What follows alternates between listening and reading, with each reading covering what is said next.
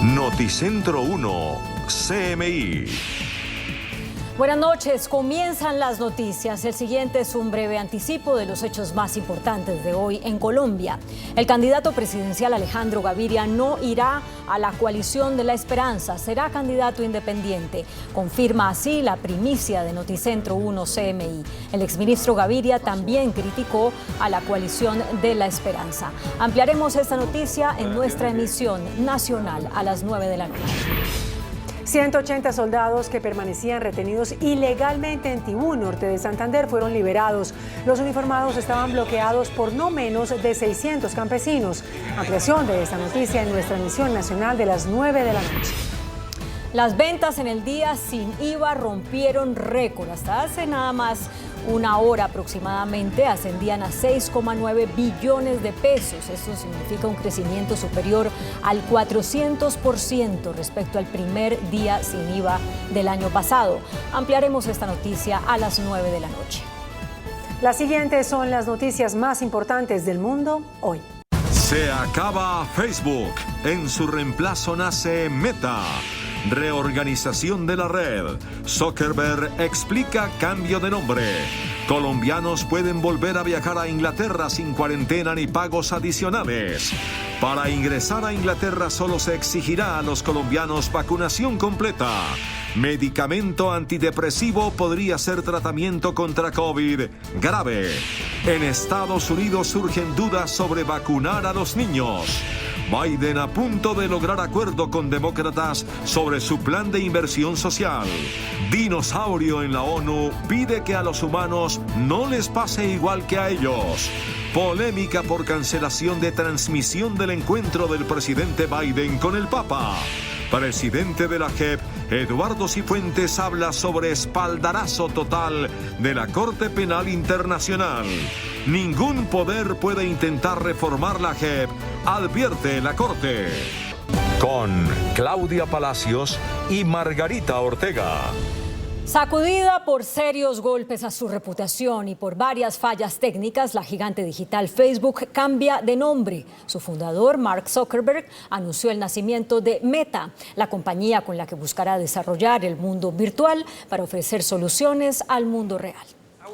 El fundador Mark Zuckerberg anunció a través de un video publicado en sus redes que el nuevo nombre corporativo de Facebook será Meta y que el servicio conocido como Facebook pasará a ser solo una de sus subsidiarias de la compañía, junto con Instagram y WhatsApp, en lugar de la marca general como era hasta hoy. To reflect who we are and what we hope to build, I am proud to announce that starting today, our company is now Meta.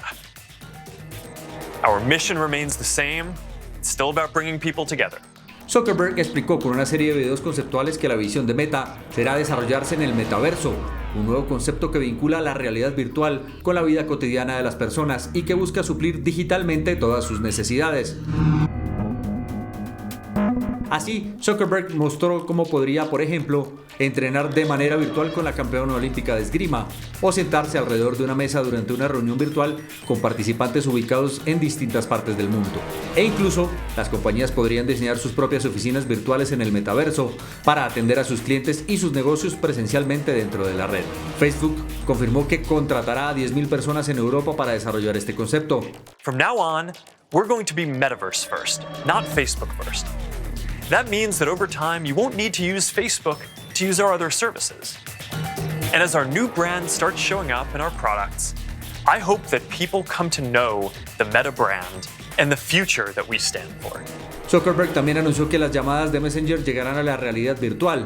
Sus planes para operar un mercado virtual donde los desarrolladores pueden vender bienes virtuales y una nueva pantalla de inicio en Oculus Host para hacer que el chat y los juegos en el mundo virtual sean más sociales.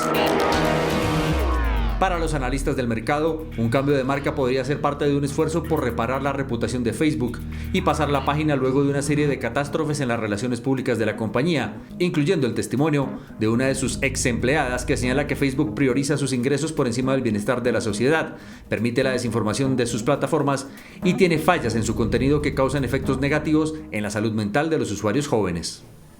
Reino Unido sacó de su lista roja a los viajeros colombianos. A partir del próximo lunes, los connacionales que tengan su esquema de vacunación completo podrán viajar a territorio británico sin tener que cumplir cuarentena ni realizar pagos adicionales.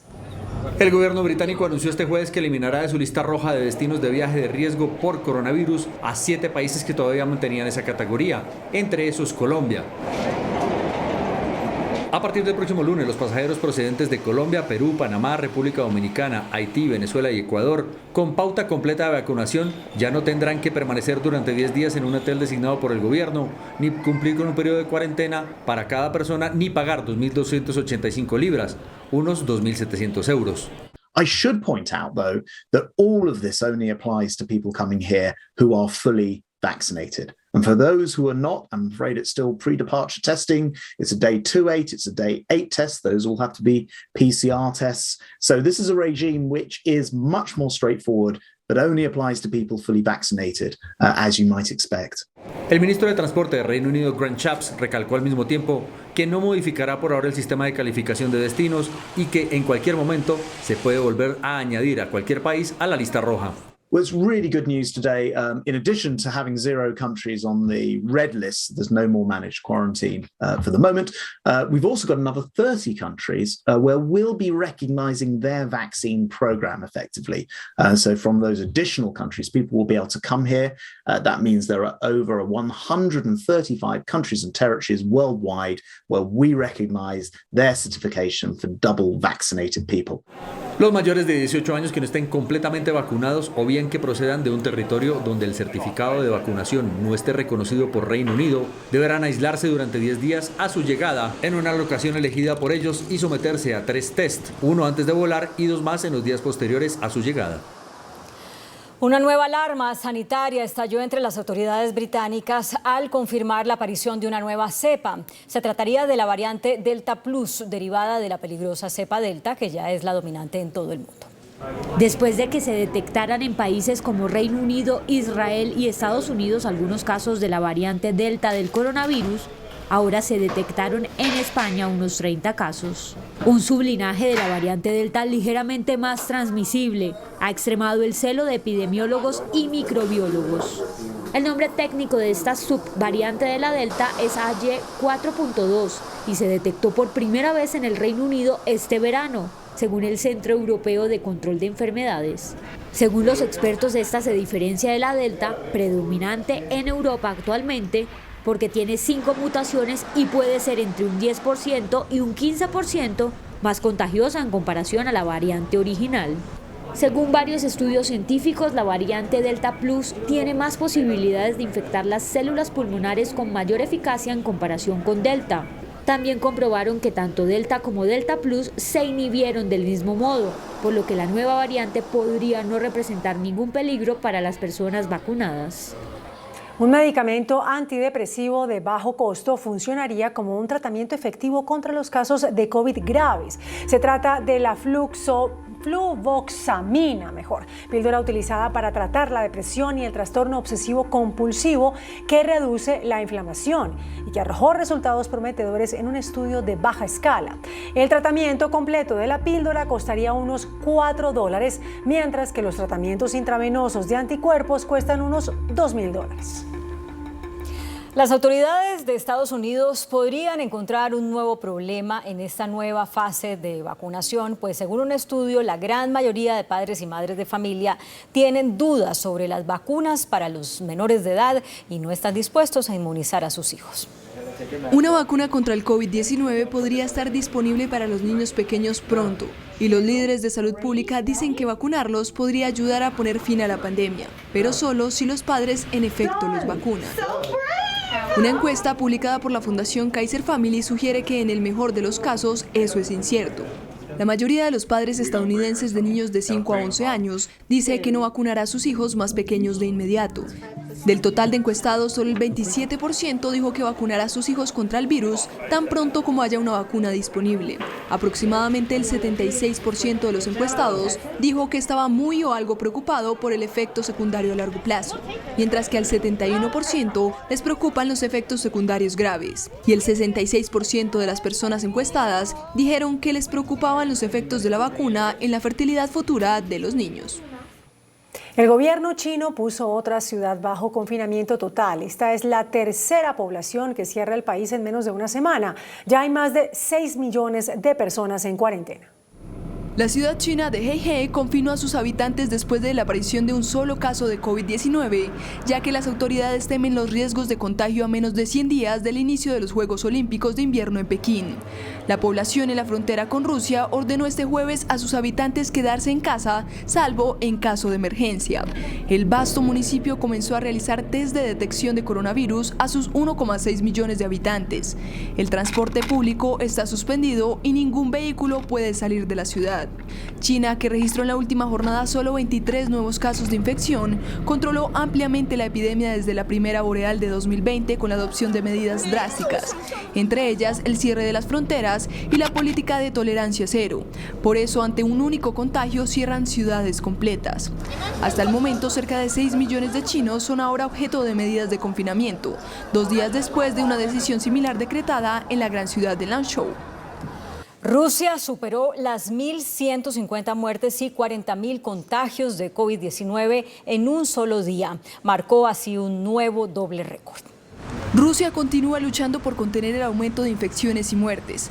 La nación euroasiática lleva 10 días consecutivos con incremento en las muertes y contagios de la enfermedad. En las últimas 24 horas reportó 40.096 nuevos contagios de COVID-19 y 1.159 fallecidos por cuenta del virus, lo que representa otro doble récord para ese país, que actualmente se considera el más afectado de Europa. Ya empezaron a regir las restricciones que fueron anunciadas la semana pasada y que incluyen 7 días de vacaciones pagas, con las que buscan que los ciudadanos se queden en sus casas. En este periodo se aplicarán las medidas más estrictas de lucha contra el coronavirus desde junio de 2020, ya que la nación retomó en gran parte sus actividades normales al terminar el confinamiento impuesto hace más de un año. A pesar de eso, desde Moscú, la capital rusa, señalan que hay congestión en las principales avenidas y en el metro de la ciudad y que no se están cumpliendo del todo las medidas de confinamiento. Otro de los retos del gobierno es aumentar la credibilidad y la confianza en sus vacunas, pues el porcentaje de inmunización sigue siendo muy bajo y solo el 30% de los rusos está completamente vacunado. La Organización Mundial de la Salud presentó hoy un nuevo plan para acelerar la lucha contra la pandemia en los países menos desarrollados y reclamó fondos por más de $23.000 millones en los próximos 12 meses para financiarlo. La pandemia ha causado hasta el momento 4,9 millones de muertos en el planeta, aunque la OMS advierte que la cifra podría doblarse hasta los 10 millones el próximo año si persiste la desigual distribución de vacunas y otras armas contra la COVID-19. Today, we're releasing the new plan and budget for the ACT Accelerator with an ask of $23.4 billion to meet our global targets and deliver the tools that are needed to countries over the next 12 months. Es por eso que el organismo pidió un millonario aporte de más de $23.000 millones a su programa de distribución de vacunas y otras herramientas contra la pandemia. Aseguran que esta inyección de capital podría evitar la muerte de millones de personas. Making these investments could save more than 5 million lives, primarily in low and lower middle income countries. And they are a drop in the ocean compared with the cost of failing to end the pandemic. Además de las vacunas, pretenden facilitar la disponibilidad de pruebas de diagnóstico, tratamientos y equipos de protección, especialmente en los países en desarrollo. El presidente de Estados Unidos, Joe Biden, presentó su nueva propuesta de gasto social por $1,75 billones tras las arduas negociaciones con los miembros de su partido. Se espera que con este nuevo ajuste el plan sea aprobado en el Congreso. El presidente de Estados Unidos, Joe Biden, manifestó que alcanzó un marco económico histórico con los demócratas en el Congreso sobre su amplio paquete de política nacional por $1,75 billones. Today, I'm pleased to announce that after months of tough and thoughtful negotiations, I think we have I know we have a historic economic framework. It's a framework that will create millions of jobs, grow the economy, invest in our nation and our people, turn the climate crisis into an opportunity and put us on a path not only to compete, but to win the economic competition for the 21st century against China and every other major country in the world. La propuesta se centra en la atención a las familias, el tratamiento de la crisis climática, la ampliación del acceso a la sanidad, la reducción de los costos para la clase media y las reformas fiscales. Biden, al defender sus proyectos de ley de infraestructura y gastos, manifestó que ayudarán a Estados Unidos a recuperar su posición como líder mundial. This is about competitiveness versus complacency. Competitiveness versus complacency. It's about expanding opportunity, not opportunity denied. It's about leading the world or letting the world pass us by. El nuevo plan hace importantes concesiones y no incluye varios puntos clave que el presidente de Estados Unidos había propuesto inicialmente, como la licencia médica y familia remunerada, las disposiciones sobre el precio de los medicamentos con receta, la gratuidad de la universidad comunitaria y la cobertura dental y oftalmológica de Medicaid. Y la gira del presidente Biden por Europa comenzó con una aguda polémica, pues las autoridades del Vaticano, su primer destino, decidieron a última hora cancelar la transmisión en directo de la reunión del mandatario estadounidense con el Papa Francisco. El Papa Francisco recibirá este viernes por primera vez como presidente a Joe Biden. El mandatario ya estuvo en el Vaticano otras 2 veces como vicepresidente y también recibió al pontífice en el Congreso de Estados Unidos en 2015, cuando realizó un discurso ante las 2 cámaras en sesión conjunta. Este viernes Biden se volverá a encontrar con Francisco, de nuevo en Roma. Pero el encuentro, que se da como antesala a la reunión del G20 en Italia y a la cumbre climática de Glasgow, ya no solo tendrá una trascendencia personal para el líder demócrata, sino que será esencial para su futuro político en el exterior, pero especialmente al interior de su país. En la reunión, Biden y Francisco tratarán temas de política exterior que comparten en su agenda: la lucha contra el cambio climático, las soluciones para la migración y el aumento de nacionalismo, y también el populismo en el mundo, donde el apoyo del Papa será importante para el presidente estadounidense. Cabe resaltar que el Vaticano canceló abruptamente la transmisión en vivo de la reunión del presidente estadounidense con el sumo pontífice, la última restricción a la cobertura mediática de la Santa Sede, que provocó quejas de periodistas acreditados por la Casa Blanca y el Vaticano. La tensión entre Estados Unidos y China aumentó hoy, luego de que la presidenta de Taiwán, el territorio amenazado por el régimen de Xi Jinping, admitiera que hay presencia de soldados estadounidenses en la isla. Estados Unidos está dando cada vez más muestras de que está cooperando ampliamente con Taiwán para aumentar su capacidad de defensa. La presidenta de la isla, Tsai Ing-wen, confirmó por primera vez que la nación norteamericana tiene una presencia militar en la isla para entrenar a las tropas taiwanesas. Las tensiones entre Estados Unidos y China aumentan con este anuncio. Ambas naciones se han enfrentado en los últimos días por el destino de la isla de 23 millones de habitantes, que tiene su propio gobierno, moneda y ejército, pero que Pekín considera una de sus provincias, a la espera de reunificarse con el resto del país. China continúa en su firme posición de frenar la independencia de Taiwán. 习主席在纪念辛亥革命110周年大会上发表重要讲话，郑重宣示坚持一个中国原则和9·2共识，坚决遏制台独分裂活动，捍卫国家主权和领土完整的坚强决心和坚定意志，揭示了祖国统一、民族复兴的历史大势，指明了两岸关系的前进方向。 Aseguran que sus actos son considerados traición. 频繁勾连外部势力，加紧谋独挑衅，其数典忘祖、背叛祖国、分裂国家的卑劣行径再次证明，台独分裂是祖国统一的最大障碍，是民族复兴的严重隐患。 Lo más probable es que el delicado asunto de Taiwán agriete aún más las relaciones entre Estados Unidos y China, que se encuentran en su punto más bajo en años. Un escándalo estalló en Países Bajos luego de confirmarse que el sistema electrónico con el que el gobierno controla los procesos de vacunación en ese país registró como válida la vacunación del dictador alemán Adolfo Hitler. Según el sistema, Hitler habría recibido la segunda dosis el pasado 1 de octubre.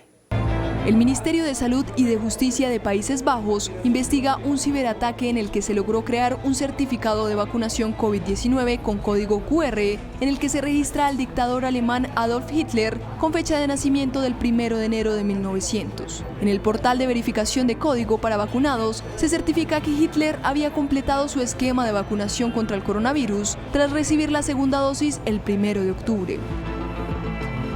En medio de las investigaciones, se ha constatado que en foros de hackers se ofrecen servicios de generación de pases verdes con especificaciones como nombre y edad y que son válidos en varios países. Por el momento, las autoridades tienen en mente dos hipótesis. La primera es que un empleado del Departamento de Salud está creando estos pasaportes y la segunda es que se filtraron las claves para generar los códigos, lo que causaría que deban volver a emitirse los certificados de Polonia, Países Bajos y Francia. Miles de empleados de la ciudad de Nueva York, en su mayoría bomberos, protestaron por la obligatoriedad de inmunizarse contra el COVID-19.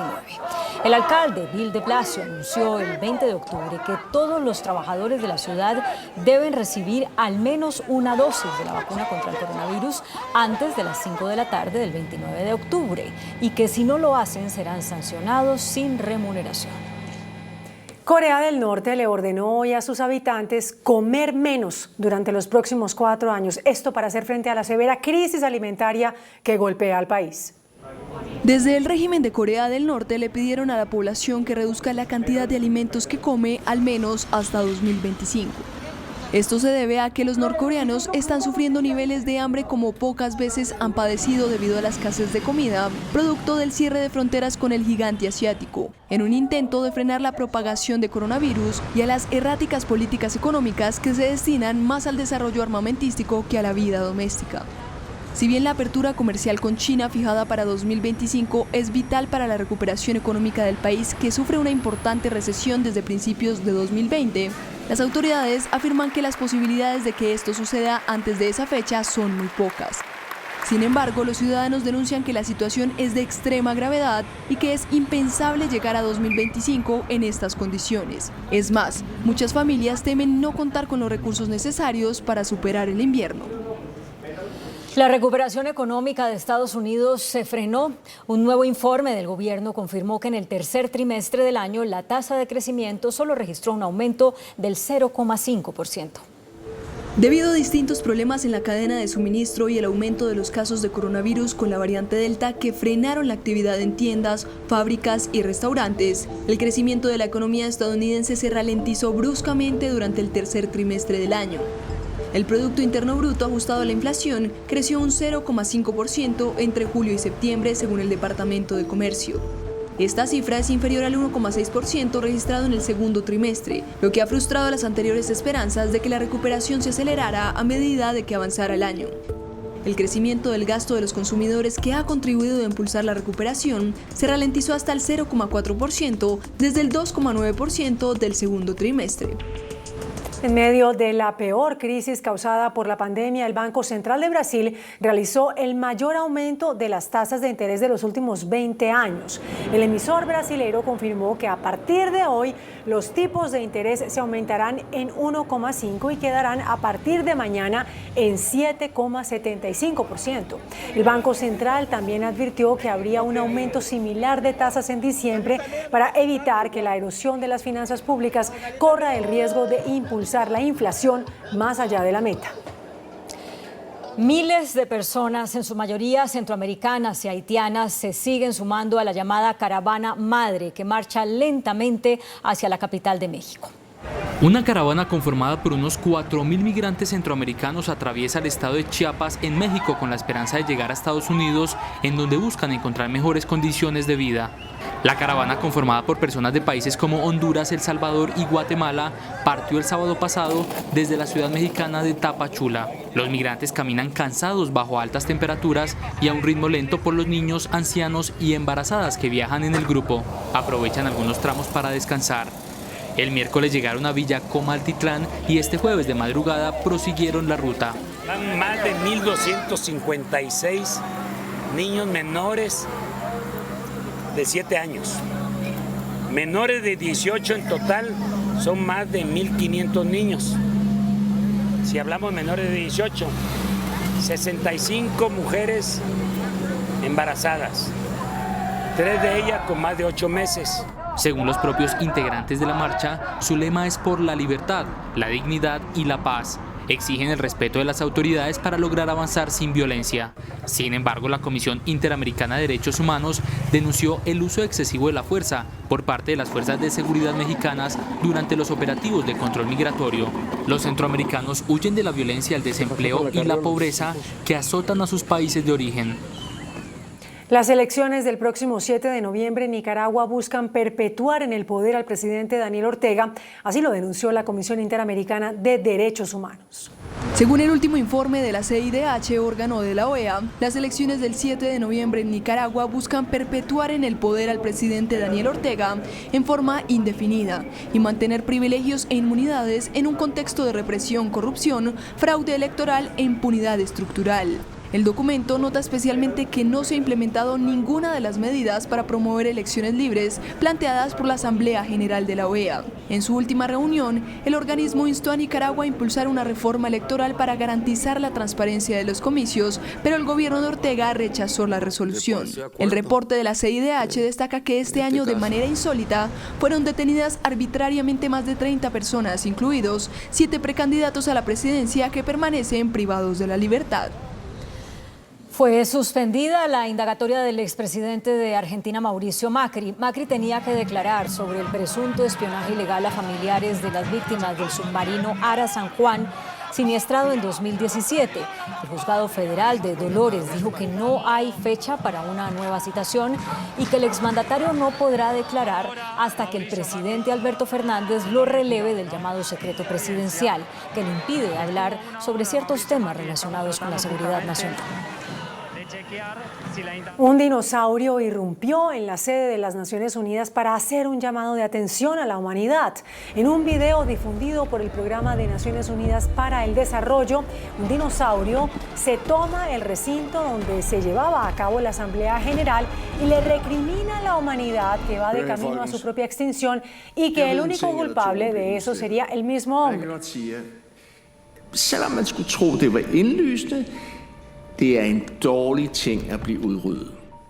El lagarto prehistórico subraya que los dinosaurios saben que desaparecieron por culpa de un asteroide y le pregunta a los humanos cuál es su excusa. I er på vej mod en klimakatastrofe, og alligevel bruger regeringer hvert år hundredvis af milliarder på offentlige tilskud til fossile brændstoffer. Al menos 7 civiles murieron hoy en un nuevo ataque aéreo de las fuerzas de Etiopía en Mekele, capital de la región norteña Tigray. Según el portavoz del Frente Popular de Liberación Tigray, el ataque aéreo de las fuerzas de Etiopía apuntó a un barrio residencial de esa ciudad de Mekele. Esta y otras localidades de la región norteña sufren ataques aéreos desde el 18 de octubre, cuando el gobierno federal lanzó 2 rondas de bombardeos. Aumenta la tensión entre Francia y el Reino Unido por las licencias de pesca.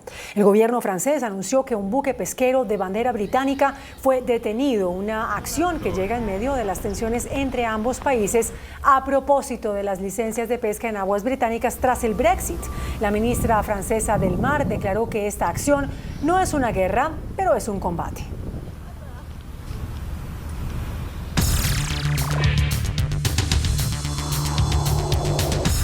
Muy buenas noches. La Corte Penal Internacional y la Justicia Especial para la Paz de Colombia, JEP, acaban de llegar a un histórico acuerdo sobre las nuevas relaciones que a partir de ahora existirán entre las dos instituciones. El fiscal de la Corte Penal Internacional, el señor Karim Khan, le pidió al gobierno y a las demás instituciones del Estado que apoyen todas las investigaciones que adelanta la JEP. Es el gran espaldarazo que la JEP ha recibido de parte de la Corte Penal Internacional. Nuestro invitado de esta noche es el doctor Eduardo Cifuentes, quien es presidente de la Justicia Especial para la Paz JEP. En primer lugar, doctor Cifuentes, después de semejante espaldarazo recibido por parte de la Fiscalía de la Corte Penal Internacional. ¿Qué supone que sigue ahora? Sí, el fiscal de la Corte Penal Internacional, en el acuerdo que suscribió con el gobierno nacional, puso término a la investigación de examen preliminar que se había iniciado en el año 2004. Había durado 17 años para determinar si el Estado colombiano tenía la capacidad, la disponibilidad y sobre todo la voluntad de investigar, juzgar y sancionar crímenes de guerra y delitos de lesa humanidad cometidos en el conflicto armado interno de Colombia.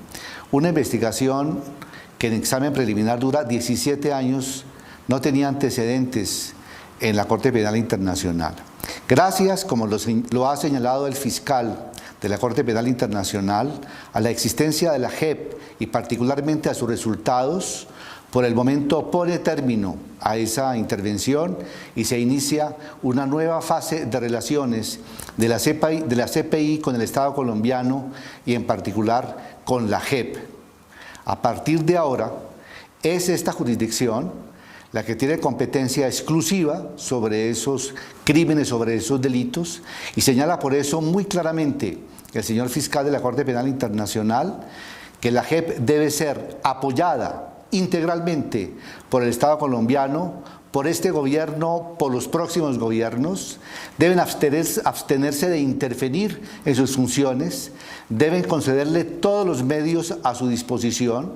Particularmente la Fiscalía General de la Nación debe colaborar con la función propia también de la JEP, y en este orden de ideas saber que la JEP es la prenda de garantía de esta nueva fase de las relaciones del Estado colombiano con la CPI, realmente es el mayor aval, el mayor respaldo, el mayor signo de confianza que hemos recibido, y lo hemos recibido de la más alta autoridad penal en materia de derecho penal internacional, como es el fiscal de la Corte Penal Internacional.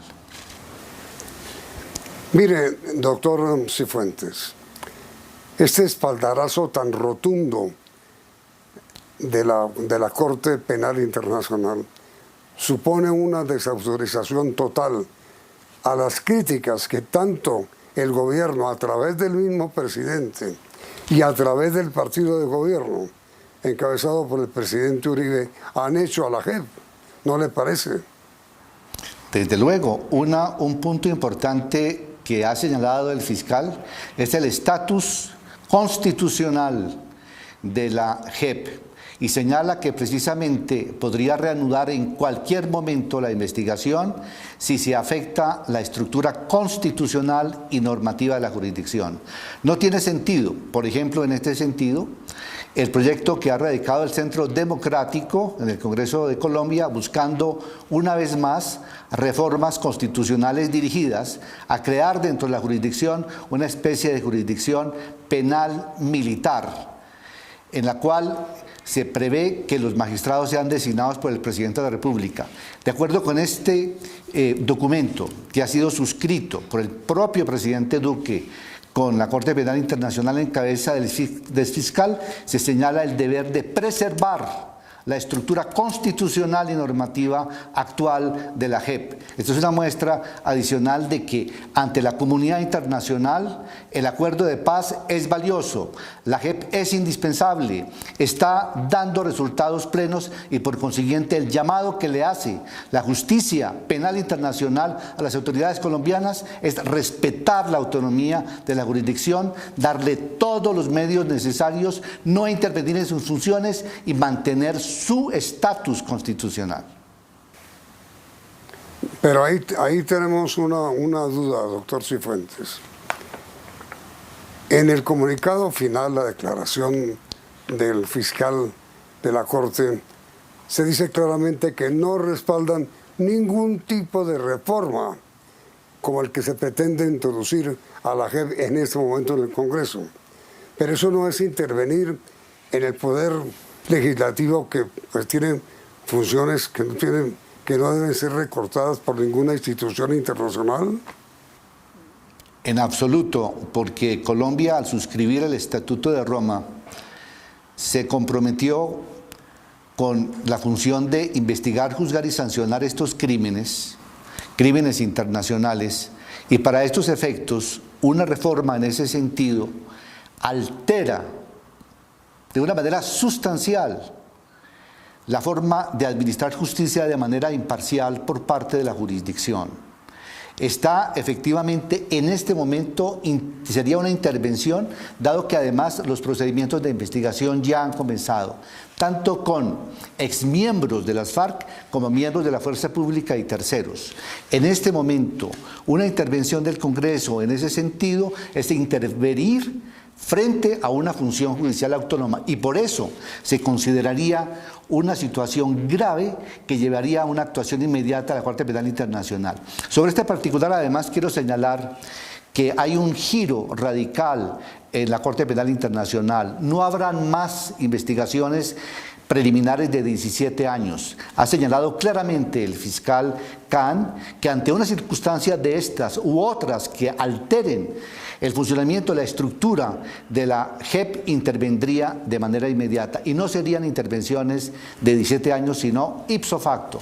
Por eso se ha establecido además un canal de comunicación directo entre la Jurisdicción Especial para la Paz y la Fiscalía de la Corte Penal Internacional. Estaremos muy atentos entonces a informar al señor fiscal cuando se presente una circunstancia que efectivamente pueda minar el funcionamiento autónomo de esta jurisdicción, en la cual cree de manera total, de manera clara y contundente el fiscal de la Corte Penal Internacional.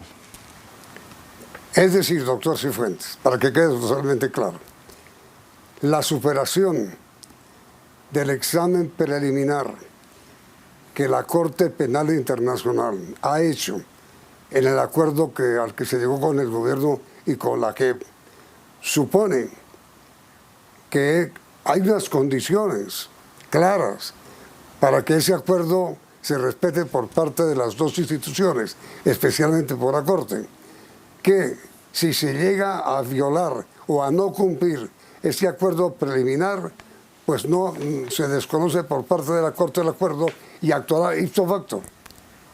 Desde luego, es que el primer punto del acuerdo, y lo leo, es la obligación de salvaguardar el marco constitucional y legislativo y la estructura. Y en el punto sexto señala que podrá reconsiderar el fiscal su evaluación de la complementariedad a la luz de cualquier cambio significativo de las circunstancias. Agrega que iniciativas que resulten en importantes obstrucciones al mandato o al funcionamiento adecuado de las jurisdicciones será también una causal de intervención. De modo que este es un acuerdo que adicionalmente blinda desde el punto de vista del derecho penal internacional a la Jurisdicción Especial para la Paz.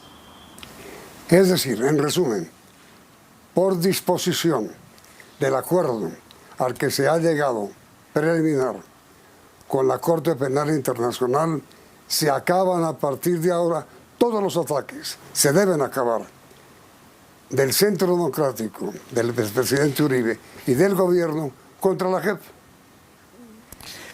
Desde luego, si esa es la conclusión, si algún sector quiere que la Corte Penal Internacional reabra inmediatamente la investigación sobre la situación de Colombia, ese evento es una reforma a la JEP. La JEP es intangible. Son muchas más las cosas que se pregunta la opinión pública, doctor Cifuentes, después de este acuerdo, pero el tiempo se nos ha agotado. Quisiera invitarlo a usted para continuar conversando y transmitir mañana esta segunda parte de la entrevista con usted. ¿Le parece? Muy bien, muchas gracias, Yamit. Buenas noches. Gracias, y los invitamos a continuar aquí en Noticentro 1 CMI. Noticentro 1 CMI. Alejandro Gaviria será candidato independiente. Critica a Coalición de la Esperanza. Encuesta sobre su decisión de ser candidato independiente. Espaldarazo total de la Corte Penal Internacional a la Justicia Especial para la Paz. Gobierno y Corte Penal Internacional firman acuerdo para fortalecer y proteger a la JEP. Nadie puede reformar a la JEP, ni mucho menos eliminarla, dice su presidente Eduardo Cifuentes en Pregunta a Yamil. Liberan a decenas de soldados retenidos en Catatumbo. Récord de ventas en el día sin IVA hoy en el país. Prohíben parrilleros en motos este fin de semana en Bogotá. Capturan a 5 líderes de primera línea. Bloqueos y concentraciones esta noche en Bogotá. Grave crisis humanitaria en Argelia, Cauca. Informe especial. Contratistas de Hidroituango demandan a alcalde de Medellín. Termina restauración de muralla en Cartagena. Queda reparado el daño. Con Claudia Palacios y Margarita Ortega.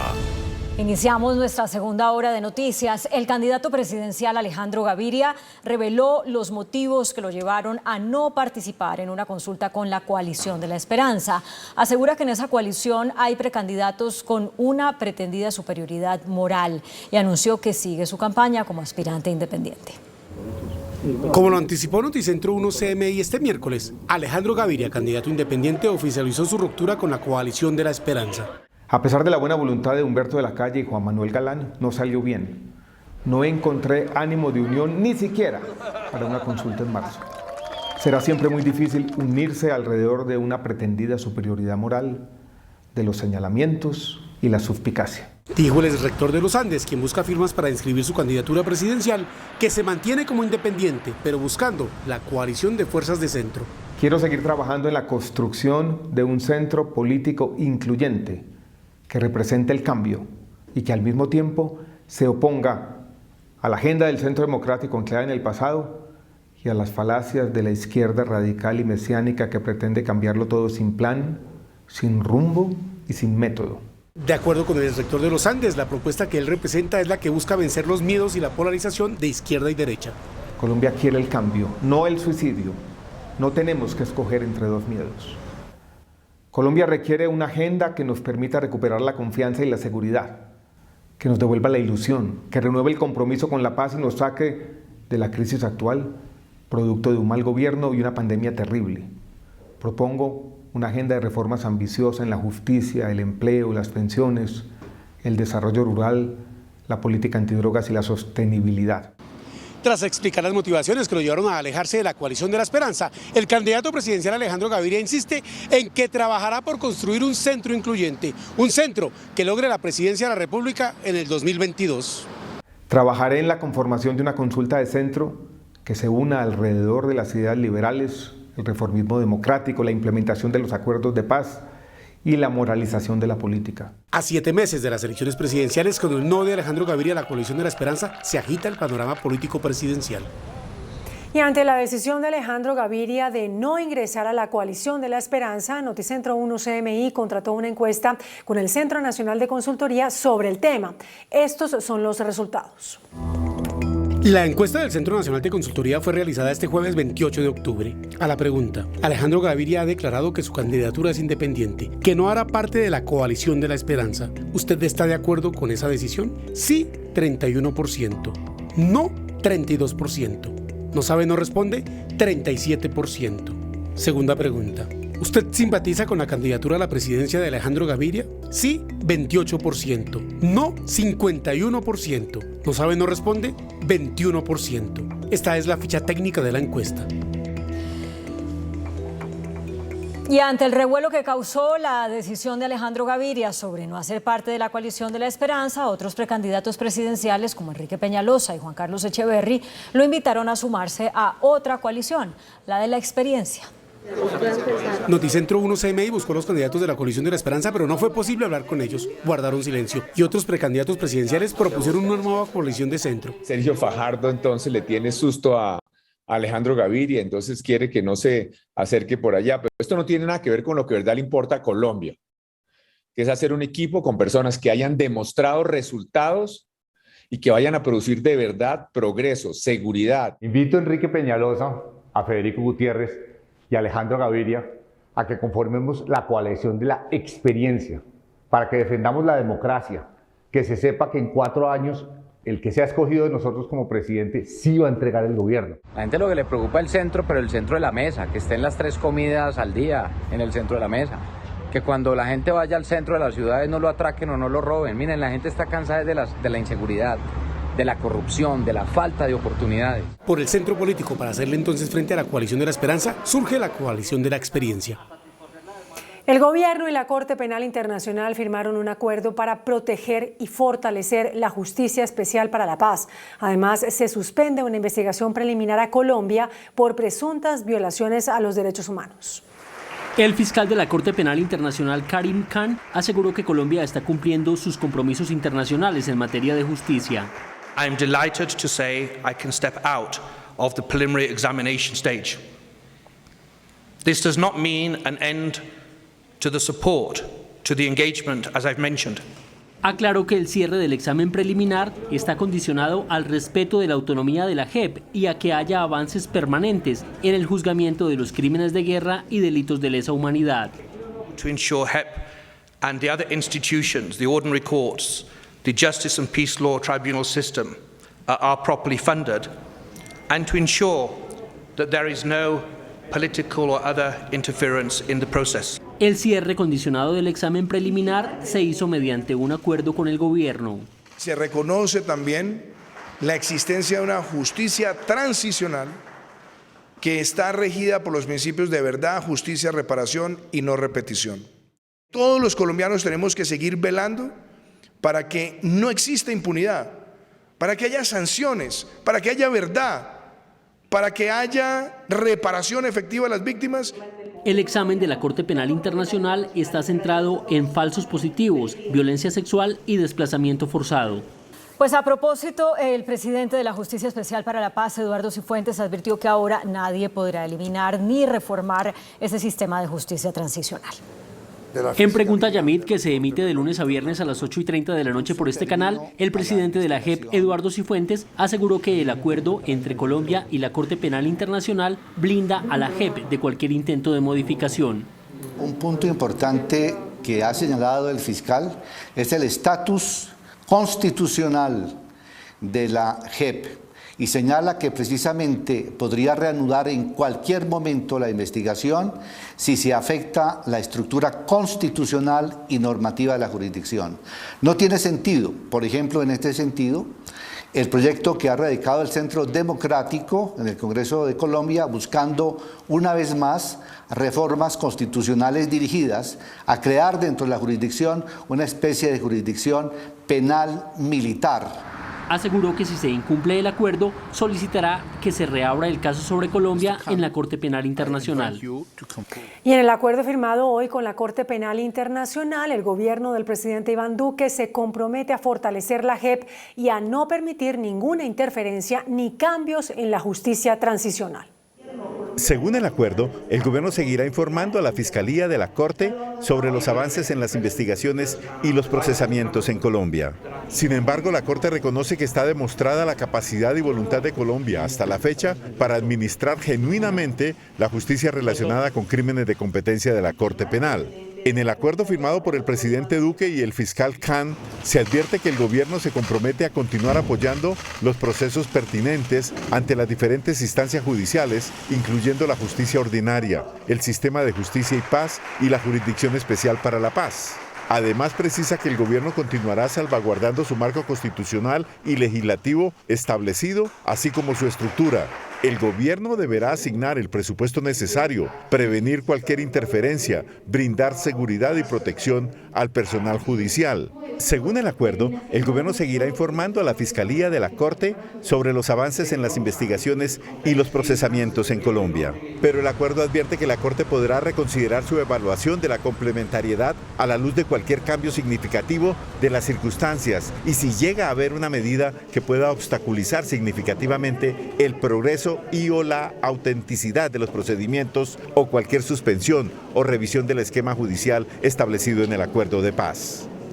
Y el fiscal general Francisco Barbosa anunció que se opondrá a cualquier intento de modificar la Justicia Especial para la Paz.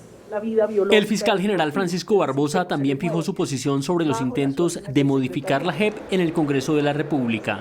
Como fiscal general de la Nación me opongo a cualquier tipo de modificación o alteración a la Jurisdicción Especial para la Paz y seré un opositor de grupos o partidos o movimientos que pretendan alterar el funcionamiento de la Jurisdicción Especial para la Paz. En los próximos días la Fiscalía anunciará un acuerdo de cooperación con la JEP para dar celeridad a las investigaciones. Víctimas de falsos positivos formularon reparos al acuerdo entre Colombia y la Corte Penal Internacional. La Asociación de Madres de Víctimas de Falsos Positivos cuestionó la decisión de la Corte Penal Internacional de cerrar con condiciones el examen preliminar sobre Colombia. Es muy lamentable. Sabemos el interés desde el Estado de que ellos no lograran ser investigados. Sabemos la restricción que tiene la justicia en Colombia, la Justicia Especial para la Paz. Aseguran que la JEP no tiene competencia sobre quienes ellos consideran son los máximos responsables de los crímenes contra sus familiares. Ellos no van a poder hacer estos procesos de judicializar a altos mandos y a presidentes. Entonces, finalmente, pues se están cerrando puertas a la investigación. Human Rights Watch también calificó la decisión de la Corte Penal Internacional como equivocada y contraproducente. Conocido el acuerdo firmado entre la Corte Penal Internacional y el gobierno, el senador Gustavo Petro pidió que la Justicia Especial de Paz no siga siendo atacada. El senador Gustavo Petro estuvo de acuerdo con la decisión de la Corte Penal Internacional de cerrar la investigación preliminar por violaciones de derechos humanos en Colombia, pero advirtió que el gobierno nacional debe dejar de destruir la Justicia Especial para la Paz. Tiene que dejar de destruirla, acorralarla y desprestigiarla, porque si no estamos ante una doble moral mundial. Usar la JEP para que no haya investigación internacional y después destruir la JEP. Las declaraciones de Petro se hicieron en Cali durante su participación en la Feria Internacional del Libro. Todo un revuelo político causó una fotografía del alcalde de Cali, Jorge Iván Ospina, junto al senador Gustavo Petro.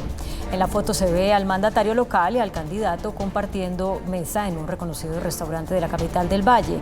Este encuentro se produjo esta tarde durante la visita de Petro a esa ciudad, donde participó en la Feria Internacional del Libro.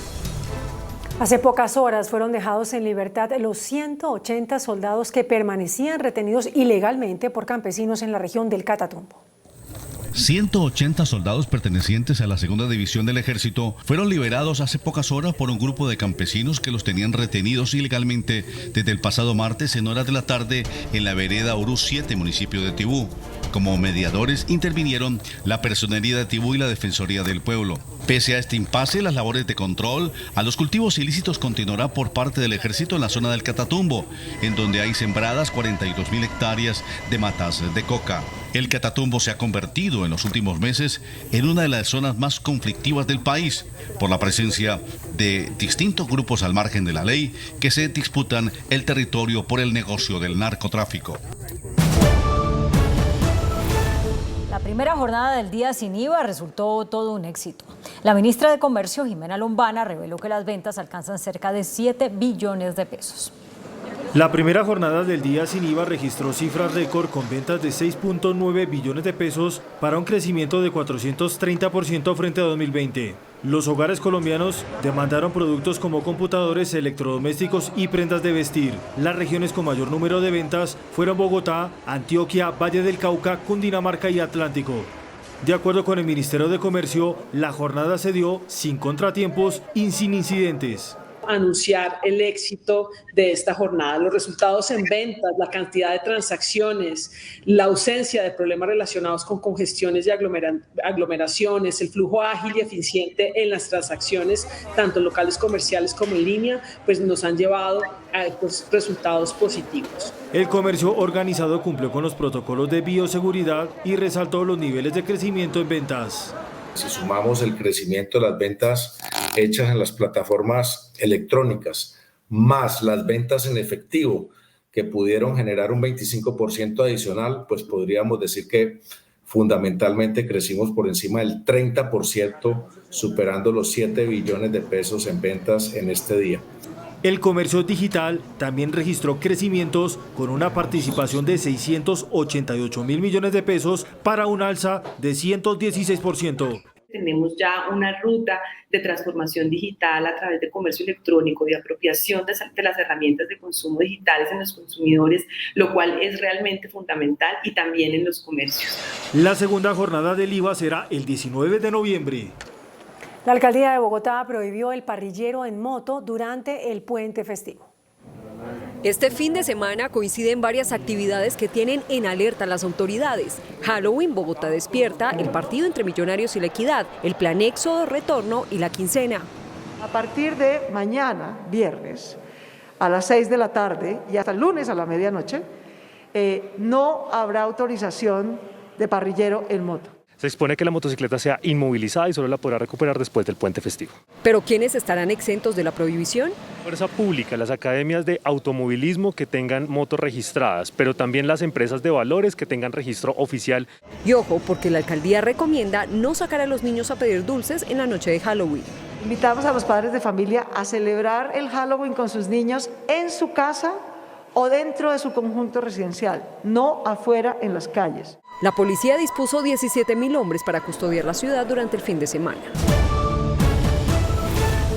En Bogotá fueron capturados 5 integrantes de la llamada Primera Línea. Son señalados de cometer actos vandálicos durante el paro nacional. La policía capturó a 5 integrantes de la Primera Línea en Bogotá señalados de cometer actos vandálicos en la localidad de Suba durante el paro nacional. Entre los detenidos se encuentran Jonathan Cortés y Carol Cepeda, quienes participaron en las negociaciones con la alcaldía de Bogotá en medio de las manifestaciones. Esta misma tarde se llevó a cabo ante un juez de control de garantías la audiencia de legalización de captura. Los jóvenes son señalados de haber secuestrado e incinerado un bus de transporte público y de otras actuaciones delictivas, por lo que la fiscalía les imputará cargos por delitos como concierto para delinquir, tortura, secuestro, lesiones personales, daño en bien ajeno y perturbación al transporte público. Mientras tanto, los capturados, 3 hombres y 2 mujeres, permanecen en la URI de Puente Aranda. La defensa de los capturados denunció que fueron víctimas de amenazas y también de agresiones por parte de la Policía Nacional para el momento de su captura. Mañana continuará la audiencia de imputación de cargos. Esta noche ha habido bloqueos y concentraciones en algunos sitios de Bogotá. En uno de ellos, el sector de Banderas, está Stig Luengas. Buenas noches, Stig. ¿Qué es lo que está pasando? Compañeras en estudio, televidentes, muy buenas noches. Pues mire, totalmente colapsado se encuentra en este momento el servicio de alimentadores y de Transmilenio en el sector de las Américas. No hay transporte para las personas que viven hacia el suroccidente de Bogotá. Pues las manifestaciones que iniciaron desde muy temprano han afectado pues todo este sector de Banderas del Portal de las Américas. Este 28 de octubre se ha visto afectado por esas personas que salieron a bloquear las vías principales, especialmente la Avenida de las Américas, también el sector de Yomasa en Usme. En Suba también se presentan en este momento algunas manifestaciones. Los disturbios se presentaron en horas de la tarde, a eso de las 5, 6 de la tarde la policía tuvo que intervenir. En Usme se reportó una persona herida. Aquí en las Américas permanecen algunos jóvenes en el sector de Banderas, sin embargo no hay alteraciones de orden público. La Policía Metropolitana de Bogotá hace acompañamiento a estas manifestaciones. Las personas que vienen en Transmilenio desde el norte se han visto obligadas a caminar decenas de cuadras para llegar a sus hogares. Noticentro 1 CMI pendiente de lo que sucede en la noche de este 28 de octubre. Me despido por el momento desde el occidente de Bogotá, informó Stig Luengas para Noticentro 1 CMI. Gracias. Y como contaba Stig, en Usme la situación es complicada y allí está Diana Giraldo. Detalles de lo que ocurre en esa localidad, Diana. Hola, ¿qué tal? Muy buenas noches. Los saludamos a esta hora desde la localidad de Usme, donde se presentan fuertes enfrentamientos entre encapuchados y el escuadrón móvil antidisturbios. Se quedan ustedes en pantalla con el sector conocido como el Puente de la Dignidad, donde desde muy temprano, sobre las 4 de la tarde, iniciaron estas confrontaciones. Como ustedes pueden ver, la situación sigue siendo muy tensa, está completamente bloqueado el tráfico en la avenida Caracas en ambos sentidos y según el reporte preliminar, esta situación deja hasta el momento 4 personas personas heridas. Uno de ellos, un joven que recibió un impacto en el ojo, al parecer, por una aturdidora en el enfrentamiento que sostuvo con el ESMAD. Nosotros estaremos muy pendientes del desarrollo de esta información porque continúa muy difícil la situación en materia de orden público aquí en la localidad de Usme. Diana Giraldo, en Noticentro 1, CMI. Muy amable, Diana, muchas gracias. Y esta noche fue declarada la calamidad pública en Cota, Cundinamarca, para atender la emergencia provocada por las lluvias. En las últimas horas, las fuertes lluvias que cayeron sobre la población inundaron 120 viviendas y dejaron cientos de personas damnificadas. El Ministerio de Salud y los empresarios de bares y discotecas anunciarán un acuerdo para exigir el carnet de vacunación contra el COVID-19 al ingreso de estos establecimientos. Noticentro 1 CMI conoció que el Ministerio de Salud expedirá una circular dirigida a los bares y a las discotecas que materializa un acuerdo para exigir el carnet de vacunación en aquellos establecimientos nocturnos que quieran aumentar aforos. El acuerdo establece que el carnet de vacunación exigible en los bares sería físico o digital. Además, se contempla la instalación de puntos de vacunación nocturnos en zonas aledañas a la rumba. La medida busca incentivar la vacunación entre los jóvenes, por eso también se contempla que las alcaldías se encarguen de instalar los puestos de vacunación. Finalmente, el acuerdo entre el Ministerio de Salud y los bares contempla que estos establecimientos podrán optar por mantener o aumentar el aforo de manera voluntaria. Colombia reportó un leve aumento en los contagios y en las muertes por COVID-19 en el conteo de las últimas 24 horas. Suben los contagios y suben las muertes por COVID-19 en Colombia. Este jueves el Ministerio de Salud confirmó que con otras 41.000 pruebas procesadas en los laboratorios del país se detectaron 1.750 nuevos casos de COVID. Los casos activos también siguen subiendo, son 12.686. Las muertes reportadas en las últimas horas, otras 36. El total de fallecidos por coronavirus en Colombia, 127.195 víctimas. Recuperados aumentan con otros 1.500 para un total de 4.840.891. Y las cifras de los últimos 4 días, el comportamiento de la pandemia. 25 de octubre, 1.536 contagios, 32 fallecidos. 26 de octubre, 1.428 contagios, 34 fallecidos. Ayer, 1.680 casos, 26 muertes. Hoy, 1.750 casos, 36 muertes. Noticentro 1 CMI conoció en detalle la forma como operarán los agentes de tránsito civiles a partir del próximo martes en Bogotá. Los agentes civiles de tránsito regresarán a Bogotá. La próxima semana llegarán los primeros 43 de 150. Ellos van a poder imponer comparendos, llamar a la grúa, inmovilizar vehículos. Llegan como un refuerzo a la policía de tránsito. Los primeros 15 días impondrán comparendos pedagógicos, pero luego tendrán la tarea de multar e inmovilizar con grúa y cepos a quienes se parqueen en zonas prohibidas. Los ciudadanos tendrán que llamar a la línea 195 a solicitar el retiro del dispositivo. El próximo año vamos a comenzar la Secretaría de Movilidad con 1.000 cepos. Según el distrito, los agentes civiles se regirán por un sistema antisoborno. Serán sometidos a un tribunal de ética que evaluará su conducta. Portarán cámaras corporales y se someterán regularmente a pruebas de polígrafo. Y vamos a tener un total de 300 para el próximo año. Cada agente contará con un número de identificación en su placa y uniforme. Portarán su nombre y apellido y el grado. Habrá comandante, subcomandante, técnico operativo o agente. Terminaron las obras de restauración de la muralla que había sido pintada en el Club de Pesca de Cartagena.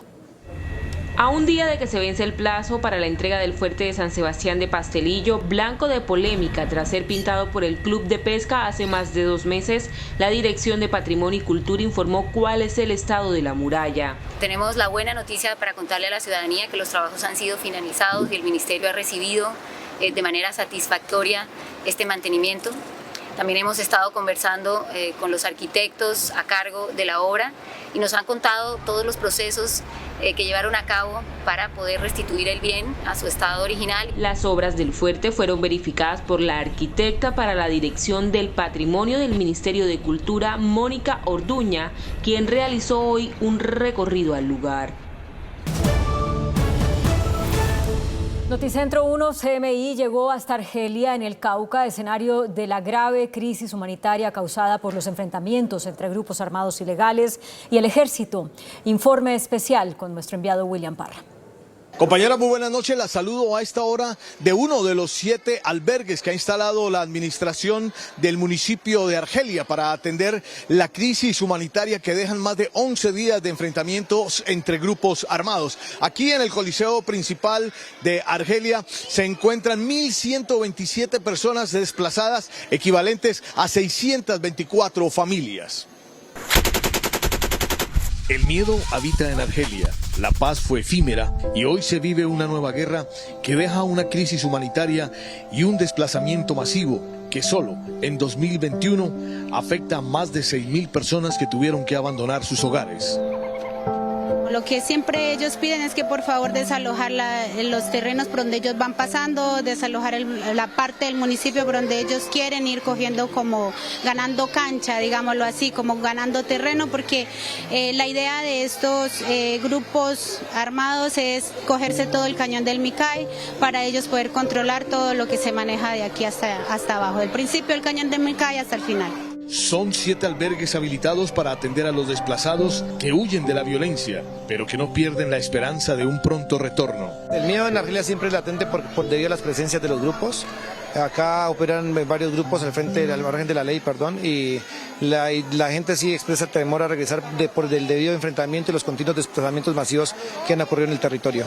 La comunidad lanza un SOS al gobierno y pide protección frente a artefactos explosivos y al reclutamiento de niños. A partir de hoy iniciamos una cobertura especial aquí en el municipio de Argelia para contarles lo que ha dejado esta crisis humanitaria tras 11 días de combates que se presentan en esta parte, en esta región del sur del Cauca. Con la cámara de Marcos Solórzano, William Parra informa para Noticentro 1 CMI desde Argelia, Cauca. En una audiencia en la Corte Constitucional, el Ministerio de Hacienda y el Banco de la República advirtieron que el eventual traslado de afiliados de los fondos privados de pensiones a Colpensiones causaría un grave daño a las finanzas del Estado. Hay más de 32.000 procesos de colombianos que piden trasladar sus pensiones de los fondos privados a Colpensiones. El ministro de Hacienda aseguró que una eventual autorización de esos traslados costaría 53 billones de pesos, 18.5 por reclamos de pensionados y 35 billones por casos de afiliados. Sí genera un impacto. Ese impacto, como ya lo dije, es un déficit fiscal sumado de 53 billones. Tiene un costo de una eventual inestabilidad del sistema general de pensiones, de una inestabilidad del sistema financiero colombiano y, ¿por qué no? Porque así puede suceder, o seguramente sucedería, la liquidación y quiebra de las administradoras del fondo de pensiones. Eso nos daría un total más o menos de 135.000 personas que harían ese traslado con un costo total, óigase bien, de 46 billones de pesos. Nos deja usted alarmados con esas cifras, pero las vamos a contrastar justamente con todas las que han presentado en sus demás intervenciones quienes han participado esta mañana. La Corte estudia tutelas de colombianos que se arrepintieron de dejar sus pensiones con los privados. El gerente del Banco de la República se opuso a una eventual aprobación de traslados. Esto debilita la posición fiscal y pone en riesgo la sostenibilidad de las finanzas públicas a partir de una situación en la cual la deuda del gobierno es ya alta y el país encuentra serias dificultades para moderarla. Aunque la Corte Constitucional estudia 19 tutelas, miles de colombianos están pendientes de este fallo que será precedente. Los constructores de Hidroituango denunciaron al alcalde Daniel Quintero por las declaraciones sobre presuntas irregularidades en el proyecto. Además de la denuncia por injuria y calumnia ante la Fiscalía, el consorcio CC Ituango presentó una recusación ante la Fiscalía contra el alcalde de Medellín, Daniel Quintero, para que se abstenga de intervenir en todo lo relacionado con la construcción de Hidroituango. Los ha señalado de corruptos, ha dicho que son parecidos a los hermanos Nule. Incluso se ha atrevido a afirmar que los materiales con que construyeron la obra han sido materiales de inferior calidad a la pactada, a la requerida. Nada más alejado de la realidad. El alcalde de Medellín lamentó que el consorcio no hiciera la cesión de contratos para continuar la construcción de Hidroituango. Nos toca esperar qué pasa con el fallo. y avanzar en la licitación lo más rápido posible. La licitación se hace paralela a la prórroga a los contratistas actuales para seguir avanzando en las obras de Hidroituango y una vez se obtenga iniciaría el proceso de empalme. El índice de capitalización de la bolsa, que mide el comportamiento de las 20 principales acciones, cerró al alza. El informe bursátil. El índice selectivo MSCI Colcap de la Bolsa de Valores de Colombia subió 0,27% a 1.407 puntos. La acción del Banco AB Villas fue la que más subió, con una valorización de 5,11% a 4.790 pesos. La acción de Cemex fue la que más bajó, con una pérdida de 1,01% a 3.545 pesos. La acción más negociada de la jornada fue la de Preferencial Bancolombia, al movilizar más de 22.000 millones de pesos, con una variación negativa de 0,61% a 34.100 pesos. La presidenta de ProColombia, Flavia Santoro, anunció la llegada de más inversión extranjera al país. La séptima versión del Colombia Investment cerró con un balance positivo, con inversiones de 8.000 millones de dólares en 150 proyectos que se desarrollarán en varios sectores como agroindustria, manufacturas, energías limpias, turismo y tecnología. Colombia mantiene el interés de la comunidad internacional por su economía. Porque hemos visto el interés muy grande de las multinacionales en acercarse más a sus consumidores, y en eso Colombia tiene la ubicación privilegiada, tiene las condiciones, tiene los beneficios, tiene los incentivos. Entonces, como digo yo siempre, tenemos todo. La inversión extranjera en los últimos 3 años ya suma 26.142 millones de dólares pese a los efectos negativos de la pandemia. Se espera aumentar la participación de la inversión del sector no minero energético. El dólar cerró al alza. Indicadores económicos en Noticentro 1 CMI. La tasa representativa del mercado que regirá para mañana viernes será de 3.766 pesos con 10 centavos. Los profesionales del cambio compran la divisa en promedio entre 1.740 pesos y la venden entre 1.780 pesos. Un euro cuesta 4.415 pesos con 50 centavos. La libra de café en Nueva York se cotizó a $1 con 99 centavos. El azúcar se transó en 19,62 centavos de dólar la libra. El barril de petróleo WTI se cotizó en $83 con 6 centavos. La referencia Brent para Colombia se cotizó en $83 con 95 centavos. Una acción de Ecopetrol cuesta 2.890 pesos. Colombia crece en sus niveles de cultura de ahorro y son más los usuarios en el sistema financiero. En el Día Mundial del Ahorro, que se celebra este 31 de octubre, se presenta un balance más que positivo. La inclusión financiera sigue en crecimiento y son más los colombianos que al menos cuentan con un servicio financiero. El esfuerzo de la banca con el apoyo del gobierno nacional ha permitido mejorar las cifras gracias a la educación financiera que se viene promoviendo a través de campañas y programas hacia el usuario. De acuerdo con cifras de la Superintendencia Financiera de Colombia, en el último año, de los 36 millones de colombianos en edad adulta, el 87,8% tiene al menos un producto en el sector. Las cuentas de ahorro se mantienen como el producto primordial de los colombianos, con un 76,7%.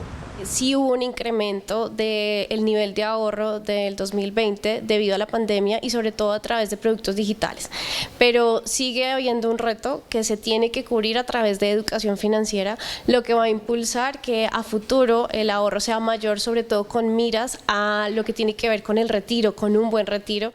El reporte anual de inclusión financiera de 2020 muestra que entre 4 y 5 de 10 hogares ahorran. 72,6% de las cuentas de ahorro son activas y el restante tuvo un freno como consecuencia de la pandemia. El ahorro no solo significa tener un dinero guardado, sino poder tener tranquilidad emocional en los hogares, y con todo lo que hoy está cambiando, pues se necesita más proyección de ahorro para cumplir los sueños, para lograr lo que se quiere a futuro y que las personas tengan más libertad de elección de acuerdo a lo que han venido guardando en sus bolsas de ahorro. Los mensajes y la cultura financiera apuestan a la cultura del ahorro para pensar en el futuro y la construcción de capital para las familias.